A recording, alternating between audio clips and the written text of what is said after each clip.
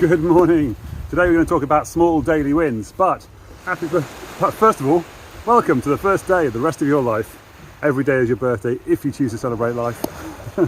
Yeah, welcome to the first day of the rest of your life. There you go. I am, as you can see, in the harbour of Ilfracombe today.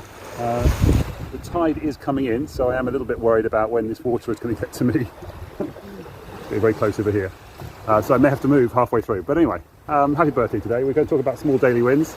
We are going to wish a quick happy birthday there before we go on. If I remember at the end, I'll say some more about these people. But happy birthday to Daz, Marie, Councillor, Dwayne, Rosie Volcano, Christine Sims and Camilla Drozdowska. I think that's right. Anyway, quick breath work thing, because this is a good thing to do every morning.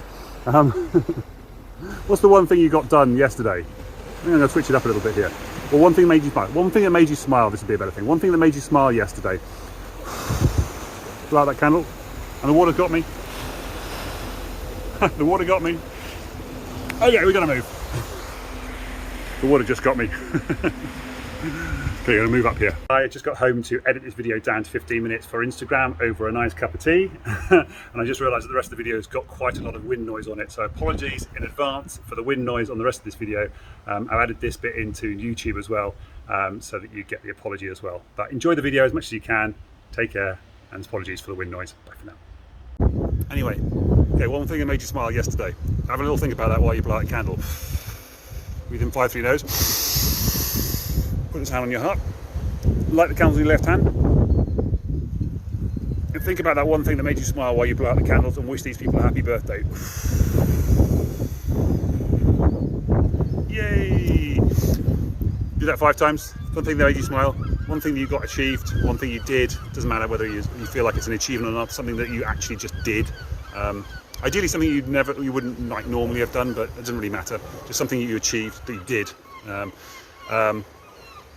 Something that made you smile, or give you a smile, something you did, something you're grateful for in your life.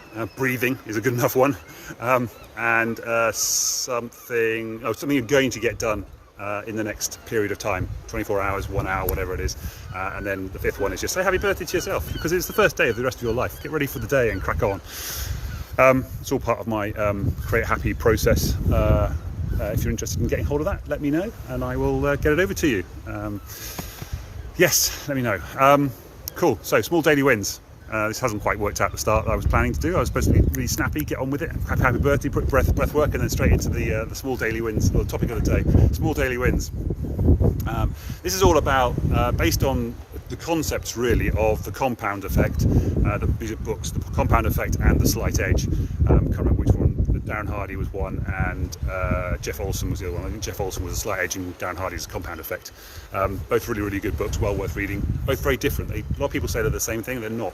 They are quite different. The same concept, but they are very different ideas.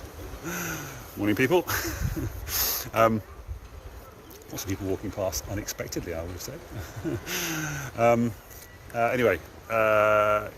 Okay, so yeah, so based on that, small daily wins. So the way to win in life is to do these small daily wins every single day and throughout the day as well. Lots of people will do this. If you think about, we just had the Olympics just now, and how do the people win the Olympics? They do their daily goals, they do their daily exercise routines, they do their daily stretches, they do all these things that are tiny little daily things. Well, no, maybe not so tiny to them, but well, tiny to them. Maybe not so tiny to us, because when you're doing a marathon running, you're running out like 10k a day. That's not tiny to us, but to them, 10k is tiny compared to a marathon. And then little sprint trainings and stuff like that, and little exercise routines, and the swimmers getting in the pool at 6 o'clock in the morning, whatever. If you've got any children, you'll understand what that's like if they're keen swimmers. All these kind of things. In fact, if you're a parent of a child who wants to do some sports, you'll be very aware of this kind of concept. By the way, let me know if the wind is too noisy on here as well. I will find a better place. Actually, it was really good down by the sea, but as I say, the water came in and it was sort of 8:30, so I think if I went a bit earlier rather, I'd probably be okay on that. It's coming in at the moment. Let me just check the tides. Right, yes, small daily wins every day. And oh yeah, sorry. And the other thing is interesting is I noticed on the birthdays today is that two of the people who have got birthdays today liked my post I did last night about getting off antidepressants in 6 months.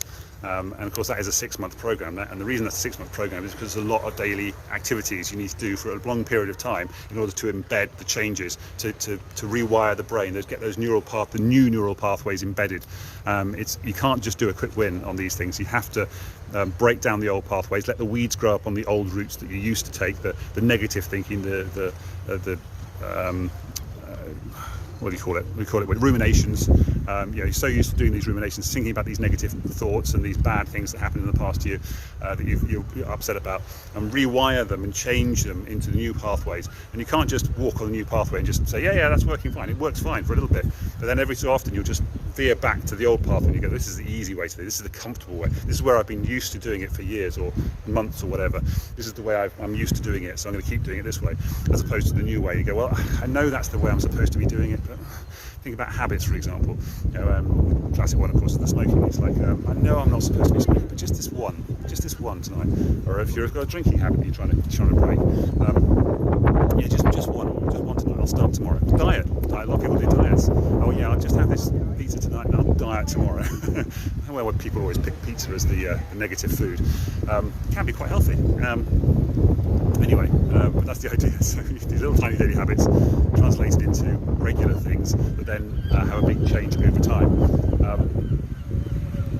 So yes, this is also true in, as you'll see in the notes below, relationships. One big effort to get somebody excited about your relationship is fine. It's good in isolation, but the problem is a good relationship happens over time. It's the little daily habits that go on over time. It's the big picking up the dishes and put them in the dishwasher, and putting the lid on the toilet seat down, for example. Just little things that women tend to complain about that men don't do. Doing things that you're asked to do. And the things that you do, and it's not so much necessarily doing the good things on a regular basis as well, it's also not doing the things that upset the other person, or it's the habit of doing the bad things that then irritate somebody enough that can make them go, I don't want to be in this relationship anymore. So for example, if your wife tells you to put your dishes in the dishwasher and you constantly put them on top of the dishwasher, you might be doing it just to wind her up, and it might be a little game you play. Fine, but is it really upsetting her? Is it possible that at some point in the future she's going to decide that I don't want to be in this relationship anymore because I've had enough, I'm fed up with this whole thing? Have that thought process going on in your mind. But and it's that little tiny thing. The more often you do it, then what will happen is that the other person will come back and start saying things like, "You never put the stuff in the dishwasher," and then it becomes this sort of all the time thing happens. And you say, "No, I did it once. That one time, 6 months ago, I put it in the dishwasher," which then destroys the argument of you never do it. And then you have this whole argument thing, and then I'm going to have an argument now, so best not to bring it up. And then you stop communicating, and then the whole relationship breaks down. And it's the same thing with yourself, with your own relationship with yourself, which is where everything starts from. What are the little tiny promises you're making to yourself that you are then breaking, that you are then beating yourself up? Yesterday we talked about judgment, not judgment, what was it? It was feedback and criticism. And do you criticize yourself on a regular basis and tell yourself off for the things you didn't do? So you say, I'm going to put out the bins tomorrow, and then you don't do it, and you go, oh God, I really should have done that, and you start beating yourself up for having not done it. When you say, I'm going to go out for a run tomorrow, for example, or going out for a walk, that makes sense. Going out for a walk tomorrow, and you don't, and then the whole rest of the day you beat yourself up because you didn't go out for the walk. You say, oh, I should have done that thing, I wish I had done it, and you beat yourself up for it. You criticise yourself and make yourself feel bad for the things that you didn't do. I've noticed that I haven't got many people on the live again, so interesting. I was trying to work out this algorithm, this Facebook algorithm, as to how I get people involved in this. Yes, these little things that you say to yourself to help yourself to do the things that you promise yourself. And of course, when you say you're going to promise yourself you're going to do something, and then you do it, you then reinforce that, and you start to build trust in yourself for doing the things you say you're going to do, and that's where self-confidence comes from. You start building up your self-confidence from having done the things you said you were going to do.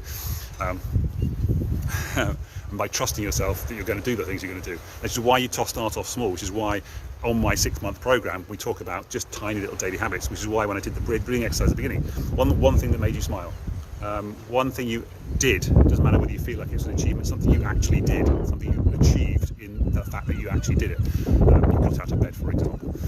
You say, well, that wasn't much of an achievement. I said, no, but you did it, and you could have chosen not to do it, and there's a big difference there. And then, what are you going to get done? Well, don't make it a big thing you need to get done. Make it a tiny little thing that you want to get done. Make it something that you know you can definitely do, and then make sure that you do it. And then you say, yay, I did that thing that I could have chosen not to do, but I did do it. And I wouldn't have done it if I hadn't chosen to do it. I hadn't thought about doing it, and now I've done it. And now I can reward myself. Go, yay, good me, well done me, for having done it.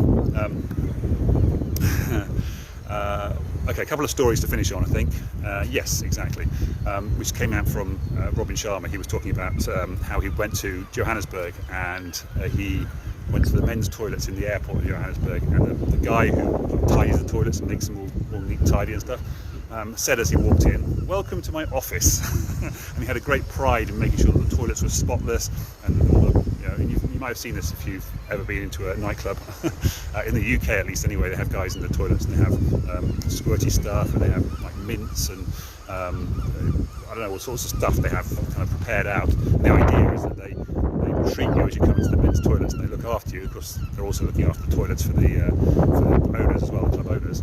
But you've got a tip bowl, and the idea is that they try and get you to tip them for having given you the paper towels to dry your hands with, all that kind of stuff. So they're working in there. And it was just this whole concept of, so he's the guy who cleans the toilets, but he's taking really great pride in his job. He's really enjoying the job of making sure people are happy in those toilets in Johannesburg. And he's also sees himself as the ambassador for South Africa. He becomes the, people come in there, the first person to go to is to get off the plane is to go to the toilet in Johannesburg airport, and here is their first experience of South Africa. This guy in the toilets making them feel welcome to his country. And this, of course, comes off the similar story for the 3 people building a cathedral thing. I looked it up before I came into this, and it seems to be attributed to Christopher Wren, who was building St Paul's Cathedral in London. And when it was happening, he found 3. I don't know if it's a true story or not, but that's where it seems to stem from. He found 3 people laying bricks as part of the cathedral, and he went up to each one of them. One of them was sort of all looking a bit sort of okay and just not really very happy. He went up to him and said, "What are you doing?" He said, "I'm a bricklayer. I'm laying bricks so I can feed my family." And then he went to the next guy and he said, "What are you doing?" He said, I'm a builder, and I'm building this wall." A little bit more pride. And he went to the next person. He says, "I'm a cathedral builder, and I'm making this magnificent cathedral to hail the Almighty God," or something, or whatever.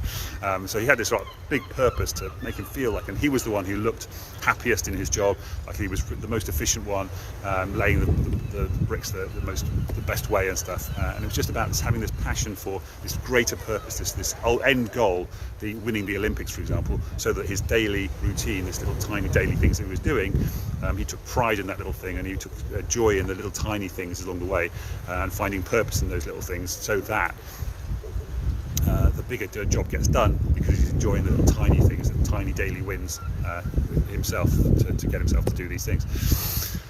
And the other one, of course, is a very similar story as well. And again, I don't know how true this is, but it's JFK, John F. Kennedy in America, goes into NASA, and he finds a guy mopping the floor, and he says, "What are you doing?" And he says, "I'm helping to put a man on the moon." So he's mopping the floor, and he's saying, "I'm helping to put a man on the moon." And I saw a version of this where apparently they went back in the archives, and it sounds like they actually changed some of the job descriptions for a lot of people in, I'm not sure if it was before this or after this, but when you're making electrical circuits, what are you doing? I'm helping put a man on the moon. To give that purpose, sense of purpose to this tiny little thing that you're doing is part of this bigger project, and so your little job can help do this thing. I actually worked at a company called CDC Solutions, and they produced the software that produced the working manual for the space shuttle, and so technically speaking, I helped to put a space shuttle into space, which is kind of cool, isn't it? Kind of cool thing to be able to say.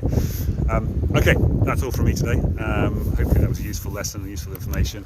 Wasn't quite how I wanted it to be. I'm going to get better at these things. I'm looking to do them shorter, less information, and restructure everything. But anyway, I hope you enjoyed that one. I'm going to send you out with love into the world. Whoever the viewer is, I love you.